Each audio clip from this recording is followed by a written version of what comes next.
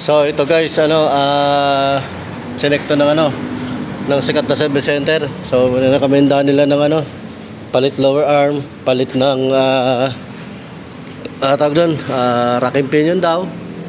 So okay naman yung mga nito, yung mga lower arm niya, wala nang basag. So pati yung niya, yung stabilizer link, okay. Okay, tara din rakin, okay naman. So hindi ko alam ba't yun ang recommenda. Pero nung check namin, so ang recommend ko na muna is shock mounting muna.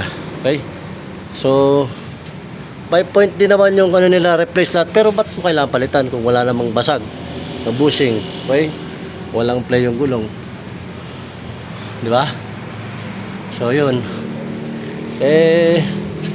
yun lang nakita kong problema dito sa sakyan na to, isa muna mounting.